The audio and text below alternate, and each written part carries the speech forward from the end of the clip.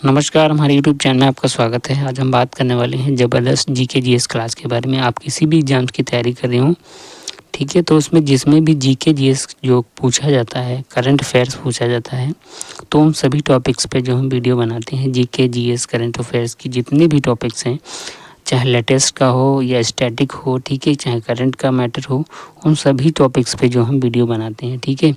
उम्मीद करते हैं जो है आपको वीडियो पसंद आएगा। अगर आप पहली बार देख रहे हैं तो चैनल को स्किप मत करिए, पहले देख लीजिएगा, उसके बाद जो है स्किप करिएगा, ठीक है। और क्योंकि जब तक देखेंगे नहीं आप समझ नहीं पाएंगे, ठीक है।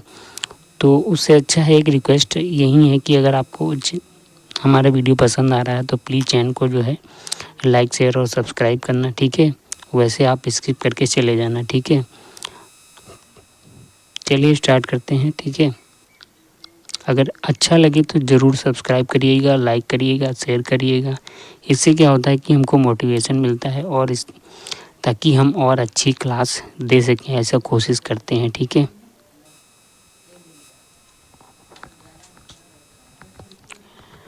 देखिए, इसमें जो पहला क्वेश्चन है, निम्न में से वह व्यक्ति जो संसद के दोनों सदन यानी कि लोकसभा और राज्यसभा दोनों सदनों व उसकी जो समितियां होती हैं उसमें बोल सकता है, पर उसे मत का अधिकार नहीं, यानी कि वोट देने का अधिकार नहीं होता है। ऑप्शन है इसके राष्ट्रपति, प्रधानमंत्री, महान्यायवादी, नियंत्रक व महालेखा परीक्षक, ठीक है। तो इसका जो राइट आंसर हो जाएगा वो सी ऑप्शन हो जाएगा, महान्यायवादी, ठीक है।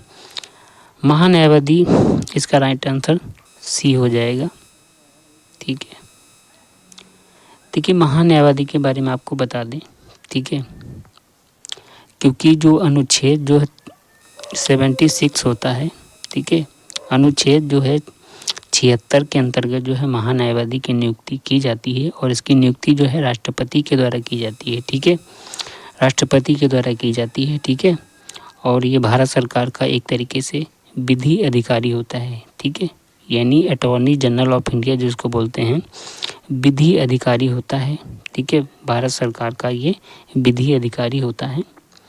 और जो ये महान्यायवादी होता है ये ना तो संसद का सदस्य होता है और ना ही ये मंत्रिमंडल का सदस्य होता है, ठीक है। लेकिन वह किसी भी सदन में या उसकी समितियों में बोल सकता है, लेकिन वोट नहीं दे सकता, ठीक है। महान्यायवादी की नियुक्ति कौन करता है? राष्ट्रपति करता है, ठीक है। और जब तक राष्ट्रपति चाहता है तब तक ही वो अपने पद पर रह सकता है, राष्ट्रपति चाहे तो उसको हटा सकता है, ठीक है।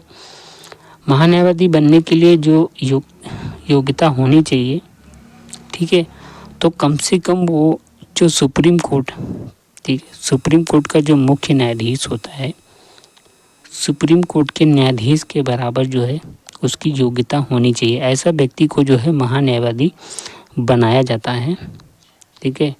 और महान्यायवादी को जो है भारत के जो जितने भी राज्य क्षेत्र हैं, राज्य क्षेत्र के जितने भी राज्य क्षेत्र के सभी न्यायालयों में सुनवाई का अधिकार है, ठीक है। जितने भी हाई कोर्ट हैं उन जितने भी राज्य क्षेत्र में उसके आते हैं उन सभी न्यायालयों में, सभी जो है कोर्ट्स में वो सुनवाई कर सकता है, ठीक है।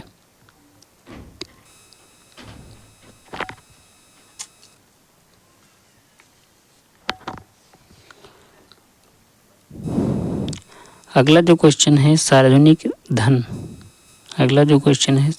धन का संरक्षक कौन होता है? सार्वजनिक धन का संरक्षक कौन होता है? ऑप्शन वही है, राष्ट्रपति, प्रधानमंत्री, महान्यायवादी, नियंत्रण, महालेखा परीक्षक, ठीक है। तो इसका जो ऑप्शन सही हो जाएगा वो डी ऑप्शन सही हो जाएगा, नियंत्रण और महालेखा परीक्षक, जिसको आप जो है कैग भी बोलते हैं, कंट्रोलर ऑडिटर जनरल, ठीक है। कंट्रोलर एंड ऑडिटर जनरल होता है, ठीक है। इसका फुल फॉर्म इसको कैग भी बोलते हैं सामान्य भाषा में, ठीक, कुछ लोग कैग भी बोलते हैं। तो कैग का मतलब है कंट्रोलर ऑडिटर जनरल होता है, यानी कि नियंत्रक और महालेखा परीक्षक होता है। इसकी जो नियुक्ति होती है आर्टिकल 148 से 151 के अंतर्गत आती है इसकी नियुक्ति, ठीक है, यानी अनुच्छेद जो है 148 से 51 में जो है इसकी नियुक्ति आती है, ठीक है। तो इसका डी ऑप्शन जो है सही हो जाएगा इस क्वेश्चन का।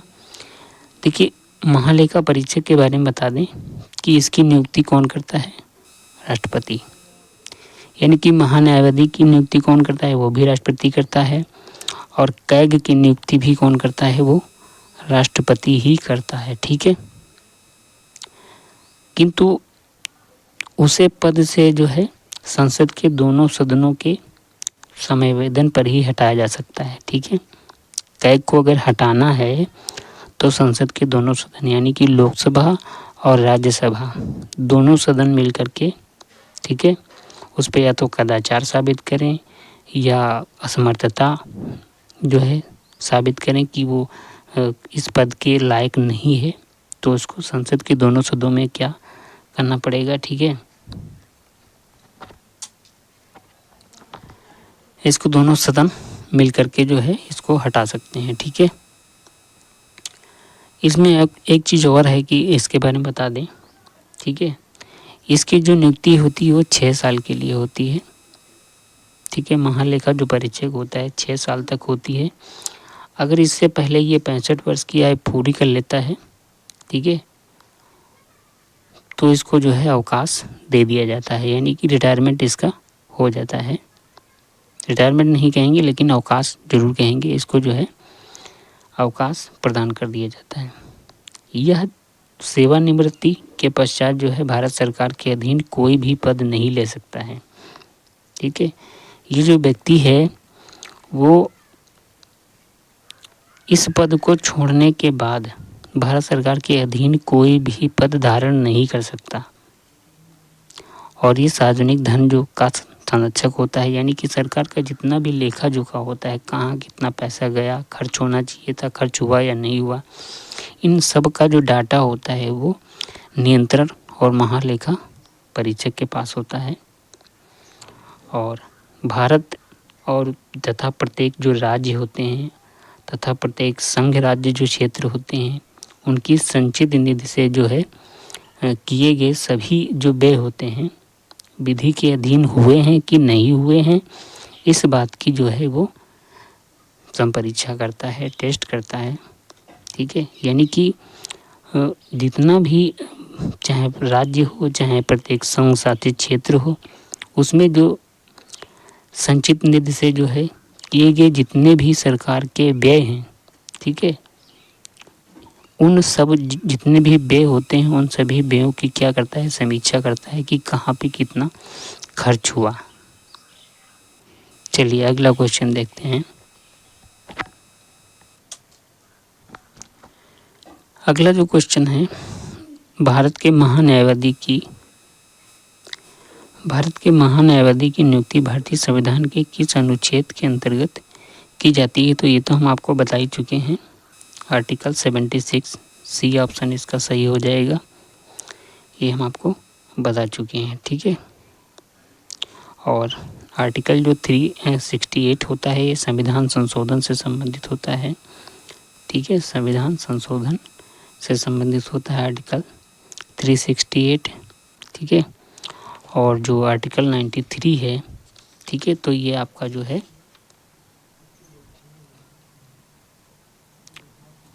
लोकसभा से संबंधित होता है।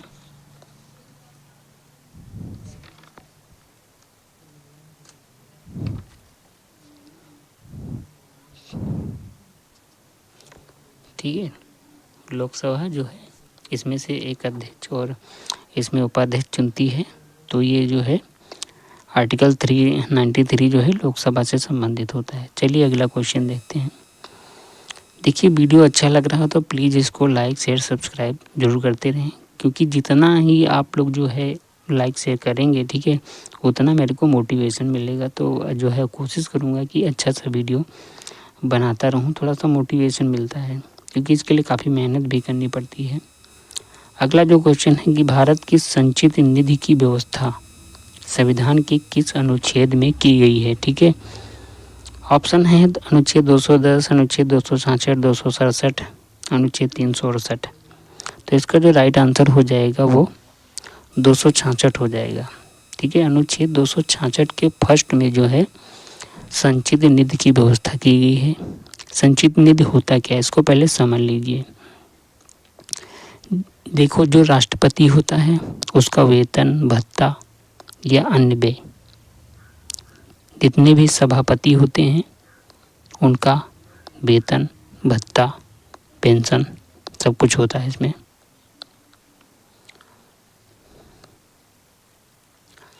और राज्यसभा के सभापति, उपसभापति, लोकसभा अध्यक्ष, उपाध्यक्ष, उनके वेतन और भत्ते, ठीक है। और इसके अलावा जो सुप्रीम कोर्ट और हाई कोर्ट के जजेज होते हैं उनका वेतन, भत्ता, पेंशन, ये सब संचित निधि से ही दिया जाता है। इसके अलावा जो है कैग का जो वेतन होता है, ठीक है, वो भी वेतन इसी से दिया जाता है। कहाँ से? संचित निधि से दिया जाता है, ठीक है। और भारत सरकार पर अगर कोई ऋण है, अगर कोई कर्ज है भारत सरकार पर, तो भी संचित निधि से दिया जाएगा। इसके अलावा जो है भारत सरकार पर किसी न्यायालय द्वारा अगर कोई डिक्री या पंचाट लगाया गया है, डिक्री या पंचाट जैसे कोई जुर्माना अगर लगा दिया गया,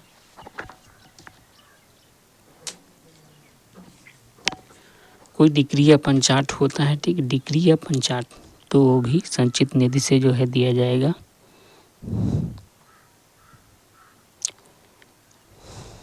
इसके अलावा जो इसमें है कि कोई अन्य जो मान लो अन्य कोई खर्चा होता है जो संविधान द्वारा, संसद के नियम विधि के द्वारा इस प्रकार से जो है भारत सरकार पर अगर कोई भारित है तो वो भी इसी से व्यय किया जाएगा, ठीक है। तो इसमें बी ऑप्शन आपका सही हो जाएगा। अगला जो क्वेश्चन है कि लोकसभा का पहली बार गठन कब किया गया। ऑप्शन है 3 अप्रैल 1952, दूसरा है 2 मार्च 1952, 13 मई 1952, 17 अप्रैल 1952। तो इसका जो राइट आंसर आपका हो जाएगा, लोकसभा का जो गठन हुआ था वो 17 अप्रैल 1952 को लोकसभा का गठन किया गया था, ठीक है। और जो राज्यसभा का गठन किया गया था वो 3 अप्रैल 1952 को किया गया था। तो इसका जो आंसर राइट हो जाएगा वो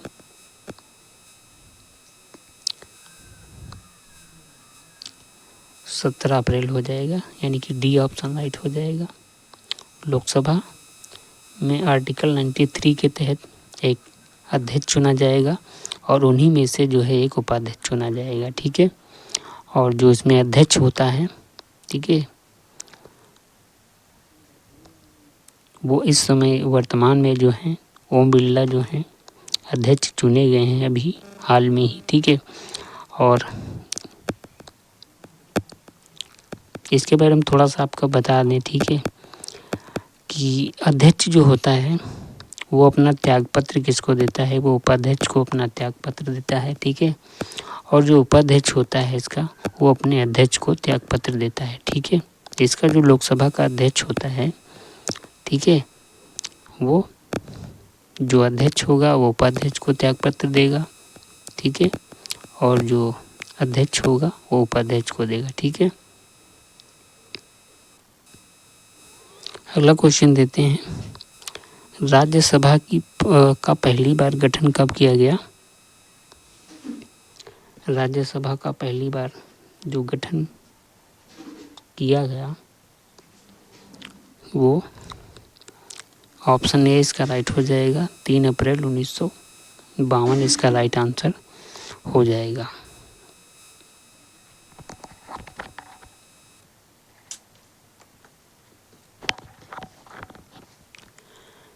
अगला जो क्वेश्चन है, निम्न में से कौन राज्यसभा का सदस्य है।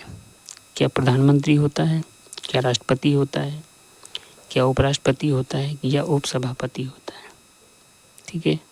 तो इसका जो राइट आंसर हो जाएगा वो उपसभापति हो जाएगा, ठीक है। उपसभापति जो होता है वो राज्यसभा का सदस्य उन्हीं में से चुना जाता है। और राज्यसभा में जो सभापति होता है वो जो भारत का उपराष्ट्रपति होता है, जैसे इसमें जगदीप धनखड़ जो हैं वो राज्यसभा के जो हैं सभापति हैं, ठीक है। और उपसभापति राज्यसभा में से सदस्य में ही चुना जाता है, ठीक है। इसके अलावा जो उपराष्ट्रपति होता है, जितने भी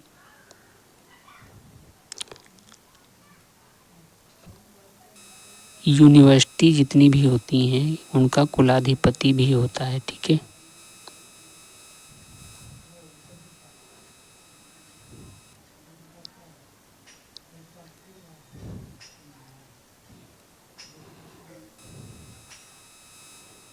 चलो अगला क्वेश्चन देखते हैं। भारत का प्रथम नागरिक किसे कहा जाता है? भारत का प्रथम नागरिक किसे कहा जाता है? तो इसका जो राइट आंसर हो जाएगा बी हो जाएगा, राष्ट्रपति हो जाएगा, ठीक है। भारत का प्रथम नागरिक होता है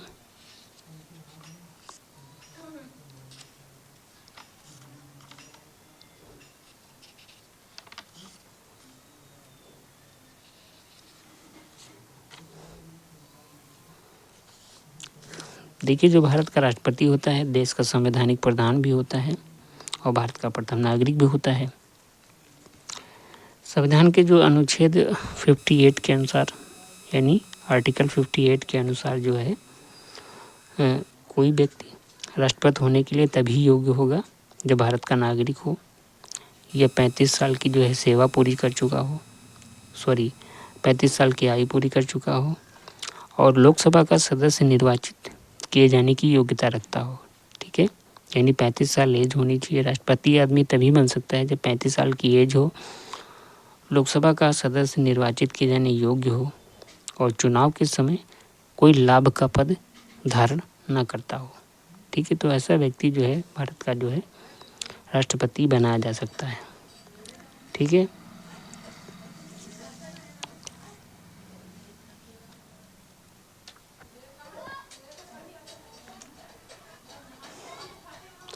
और राष्ट्रपति का जो चुनाव है वो एकल संक्रमणी जो है मत पद्धति के द्वारा होता है, ठीक है। जिसमें से जो है विधानसभा जितनी भी राज्यों की विधानसभाएं हैं सभी पार्टिसिपेट करती हैं, ठीक है। और जो संसद के जो सदन के जो सदस्य हैं वो इसमें पार्टिसिपेट करते हैं। तो राष्ट्रपति का चुनाव होता है, ठीक है। राष्ट्रपति को अगर हटाना है, ठीक है, तो महाभियोग लगा करके जो है राष्ट्रपति को हटाया जा सकता है, ठीक है। यानी निर्वाचन के समय अगर विवादों का निपटारा हाईकोर्ट द्वारा निपटा दिया जाता है, निर्वाचन अवैध घोषित होने पर उसके द्वारा किए गए कार्य अवैध नहीं होते हैं। राष्ट्रपति की ये क्वालिटी होती है कि राष्ट्रपति अपने जो पद पर रहते हुए यानी ग्रहण की तिथि से 5 वर्ष की यानी वो 5 साल के जो है राष्ट्रपति भारत का बनाया जाता है, ठीक है। और जो पद धारण करता है उससे पहले जो है यानी कि जब राष्ट्रपति बनाया जाता है तो एक निर्धारित प्रपत्र पर जो है भारत के जो मुख्य न्यायाधीश होते हैं उनके समक्ष जो है शपथ ग्रहण करता है, ठीक है। शपथ ग्रहण उन्हीं के समक्ष करेगा और इस त्यागपत्र यानी इस्तीफा देना होगा तो, ठीक है, त्यागपत्र देना होगा तो वो मुख्य न्यायाधीश को ही देगा, ठीक। अगर मान लिया कि कोई मुख्य न्यायाधीश उपस्थित नहीं है तो उनकी उपस्थित में ही जो है हाईकोर्ट का कोई वरिष्ठतम न्यायाधीश जो है उनके सामने शपथ ग्रहण करेगा। यानी राष्ट्रपति जो चीफ जस्टिस ऑफ इंडिया होते हैं उनके जो है सामने शपथ लेते हैं, ठीक है। वो उनको शपथ दिलाते हैं और त्यागपत्र भी उन्हीं को देते हैं राष्ट्रपति, ठीक है। अगर मान लिया वो नहीं है, अनुपस्थित की स्थिति में जो है हाईकोर्ट का कोई वरिष्ठ न्यायाधीश होता है तो उसके सम्मुख जो है शपथ ले सकते हैं, ठीक है।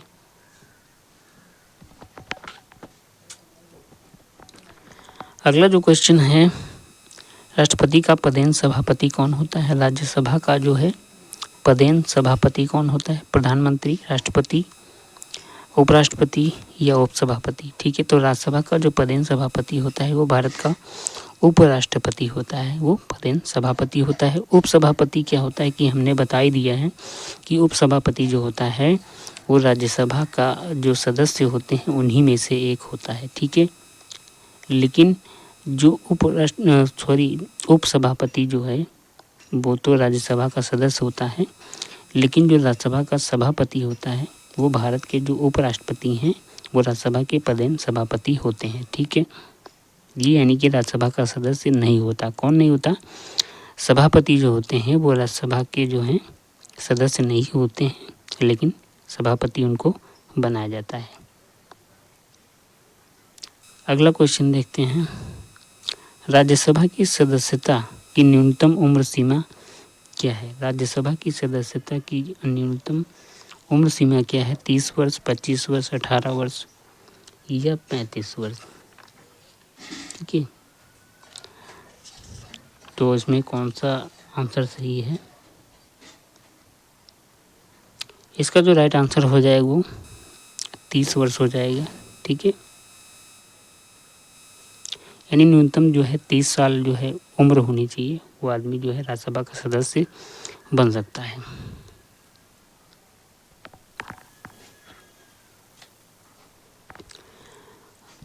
राज्यसभा के बारे में थोड़ा सा आपको बता दें, ठीक है। वर्तमान समय में इसकी सदस्य संख्या जो है 245 है, ठीक है। जिसमें से 12 सदस्य क्या हैं? 12 सदस्य राष्ट्रपति के द्वारा मनोनीत किए जाते हैं, ठीक है। 12 सदस्य जो हैं राष्ट्रपति के द्वारा जो है मनोनीत किए जाते हैं, मनोनयन किया जाता है उनका, ठीक है। और यह ऐसा व्यक्ति होता है जिसमें जो है कला, साहित्य, विज्ञान, समाज सेवा के सहकारिता के क्षेत्र में विशेष ज्ञानी या अनुभवी होते हैं। इन लोगों को जो है जो 12 सदस्य ये चुने जाते हैं, मनोनीत किए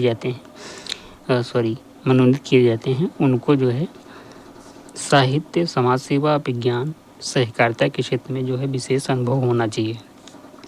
इसके अलावा जो 233 इसके सदस्य होते हैं, ठीक है, वो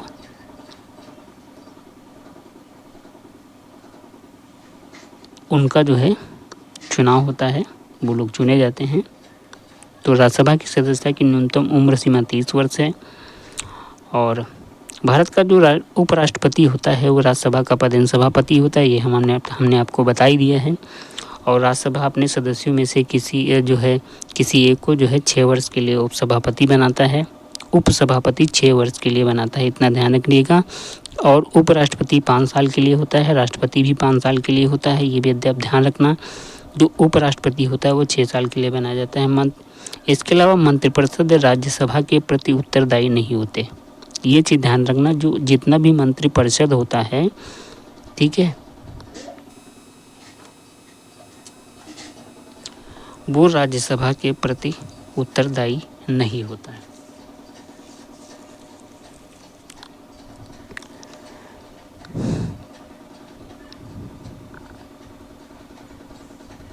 चलिए, इतना बहुत हो गया। राज्यसभा में अगला क्वेश्चन है, राज्यसभा में राष्ट्रपति द्वारा कितने सदस्य मनोनीत किए जाते हैं? तो राज्यसभा में आपको हमने बता ही दिया है, 12 सदस्य मनोनीत किए जाते हैं राष्ट्रपति के द्वारा। और लोकसभा में क्या होता है कि 2 सदस्य मनोनीत किए जाते हैं, ठीक है।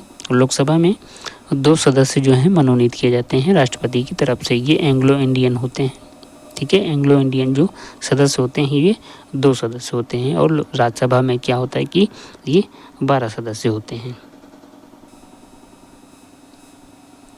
अगला जो क्वेश्चन है, लोकसभा अध्यक्ष किसको अपना त्यागपत्र देता है? तो ऑप्शन है प्रधानमंत्री, राष्ट्रपति, लोकसभा अध्यक्ष, सुप्रीम कोर्ट का मुख्य न्यायाधीश। तो इसका जो राइट आंसर हो जाएगा वो लोकसभा उपाध्यक्ष जो होता है उसको अपना त्यागपत्र देता है। कौन? लोकसभा अध्यक्ष, ठीक है। सुप्रीम कोर्ट का जो मुख्य न्यायाधीश होता है वो राष्ट्रपति को अपना त्यागपत्र देता है, ठीक है। इसके अलावा जो प्रधानमंत्री हैं इनको शपथ कौन दिलाता है? राष्ट्रपति। और इस्तीफा के त्यागपत्र किसको देते हैं? राष्ट्रपति को, ठीक है। राष्ट्रपति त्यागपत्र जो है देता है किसको? भारत के मुख्य न्यायाधीश को, ठीक है। और शपथ भी ग्रहण भारत का मुख्य न्यायाधीश ही करवाता है। ये चीज़ आप जो है ध्यान रखना। अगला जो क्वेश्चन है, धन विधेयक पर किसका नियंत्रण अंतिम होता है? प्रधानमंत्री, राष्ट्रपति, लोकसभा या विपक्ष का नेता? तो इस ऑप्शन इसका सी राइट हो जाएगा। लोकसभा पर जो है धन विधेयक का अधिकार होता है, यानी कौन सा विधेयक धन विधेयक है या नहीं, इसका निर्णय लोकसभा का जो निर्णय होता है वो अंतिम होता है। इस संबंध में क्या होता है कि संयुक्त अधिवेशन की व्यवस्था नहीं होती, इसमें संयुक्त अधिवेशन नहीं किया जाता। और इसमें जो विपक्ष का नेता इस समय जो राहुल गांधी को बनाया गया है, ठीक है।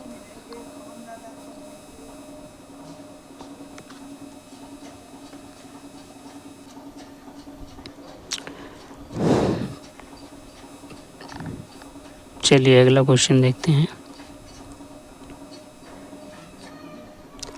और हमने भी बताया था कि धन विधेयक पर जो है कोई संयुक्त अधिवेशन नहीं बुलाया जाता।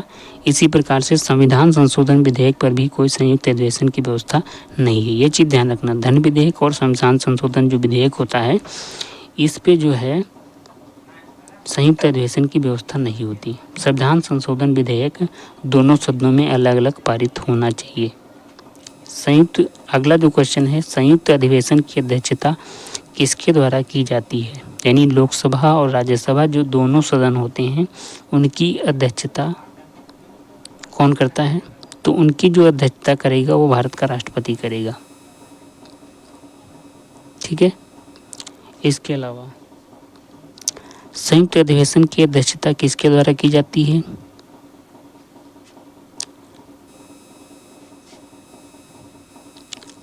ठीक है,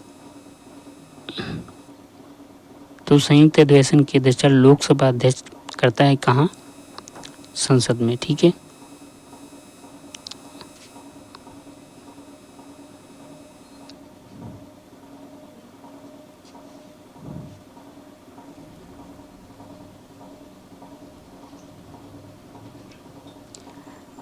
संयुक्त अधिवेशन की अध्यक्षता लोकसभा के अध्यक्ष के द्वारा की जाती है। संयुक्त बैठक से अध्यक्ष की अनुपस्थिति के दौरान जो है सदन का उपाध्यक्ष, अगर वो भी अनुपस्थित है तो राज्यसभा का जो उपसभापति, अगर वो भी अनुपस्थित है तो ऐसी स्थिति में जो कोई पीठासीन होगा, अधिकारी जो है पीठासीन, तो उसको जो है सदस्यों द्वारा जो है अवधारित किया जाएगा, तो वो इसका जो है संयुक्त अधिवेशन की अध्यक्षता करता है, ठीक है।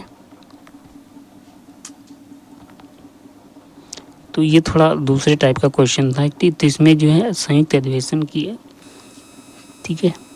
राष्ट्रपति भी संयुक्त अधिवेशन में जो है संसद का संयुक्त अधिवेशन की जो व्यवस्था है वो आर्टिकल 108 में की गई है। संयुक्त अधिवेशन जो है राष्ट्रपति के द्वारा निम्न 3 स्थितियों में बुलाया जा सकता है। देखिए, राष्ट्रपति संयुक्त अधिवेशन को बुलाता है, ठीक, पर वो अध्यक्षता कौन करता है? लोकसभा का अध्यक्ष करता है, ठीक है। विधेयक एक सदन से पारित होने के बाद अगर दूसरे सदन में जाए और दूसरे सदन द्वारा विधेयक को अस्वीकार कर दिया जाए, ठीक है, तो विधेयक पर जो किए जाने वाले संशोधनों के बारे में दोनों सदन जो है अंतिम रूप से सहमत ना हो, यानी असहमत हो जाएं, तो दूसरे सदन को विधेयक प्राप्त होने की तारीख से उसके द्वारा विधेयक पारित किए जाने के बिना 6 माह से अधिक बीत गए हों।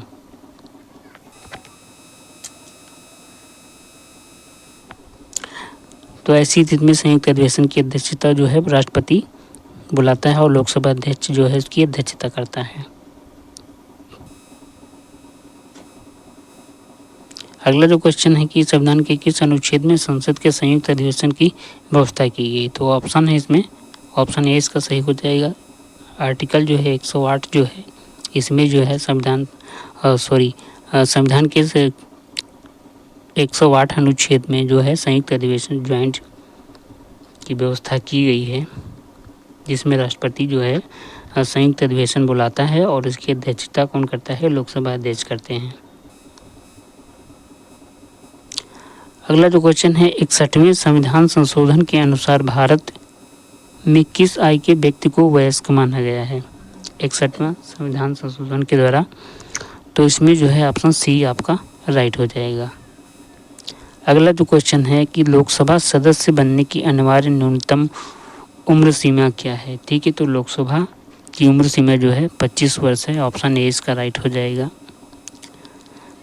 30 वर्ष हमने बताया था कि राज्यसभा के सदस्य बनने की योग्यता होती है राज्यसभा, ठीक है। और 35 वर्ष जो होता है, जो भारत का राष्ट्रपति होता है, उसकी जो न्यूनतम उम्र सीमा वो 35 वर्ष होनी चाहिए। आर्टिकल 93 किससे संबंधित है? प्रधानमंत्री, राष्ट्रपति, प्रोटेम स्पीकर, लोकसभा अध्यक्ष और उपाध्यक्ष। तो इसका डी ऑप्शन राइट हो जाएगा। लोकसभा अध्यक्ष और उपाध्यक्ष से संबंधित है आर्टिकल 93। इसकी जो इस लोकसभा अध्यक्ष जो है चुना जाता है लोकसभा में, और एक उपाध्यक्ष का जो चुनाव होता है, ठीक है, वो आर्टिकल 93 में आता है। अगला जो क्वेश्चन है, लोकसभा अध्यक्ष की नियुक्ति कौन करता है? प्रधानमंत्री, राष्ट्रपति, प्रोटेम स्पीकर या स्वयं लोकसभा। यहाँ पे नियुक्ति शब्द जो है गलत है, यहाँ पे चुना जाता है इनको, ठीक है, ये शब्द यहाँ पे गलत है। तो इसमें लोकसभा के द्वारा ही लोकसभा अध्यक्ष और उपाध्यक्ष दोनों को जो है चुना जाता है, ठीक है, जिससे लोकसभा की कार्यवाही पे कोई असर ना पड़े। अगला जो क्वेश्चन है, वर्तमान लोकसभा में बहुमत दल का नेता किसे चुना गया है? नरेंद्र मोदी, मल्लिकार्जुन खड़गे, नीतीश कुमार, ओम बिरला। तो ऑप्शन ए इसका राइट हो जाएगा। जो पीएम मोदी हैं, ये बहुमत दल के जो है नेता चुने गए हैं, इनको जो है प्रधानमंत्री बना दिया गया है, ठीक है, जो बहुमत दल का नेता होता है। और विपक्ष के नेता इस समय जो है राहुल गांधी को बनाया गया है। लोकसभा अध्यक्ष जो हैं ओम बिरला है इस समय। अगला क्वेश्चन देखते हैं कि वर्तमान में लोकसभा अध्यक्ष कौन बने हैं? आप सभी को हम बता ही चुके हैं कि ऑप्शन डी इसका राइट हो जाएगा। ओम बिरला जो हैं अभी जो है दूसरी बार इनको जो है लोकसभा अध्यक्ष बनाया गया है, ठीक है, और ये 18वीं लोकसभा है, इतना ध्यान रखिएगा। अगला जो क्वेश्चन है, वर्तमान में लोकसभा में विपक्ष के नेता कौन बने हैं? तो हमने बता ही दिया है कि ऑप्शन ए इसका राइट हो जाएगा। राहुल गांधी जी को जो है विपक्ष का नेता बनाया गया है। उम्मीद करते हैं वीडियो आपको पसंद आएगा। वीडियो पसंद आए प्लीज़ चैनल को लाइक शेयर सब्सक्राइब करें। मिलते हैं नेक्स्ट वीडियो में नेक्स्ट अपडेट के साथ। तब तक जय हिंद।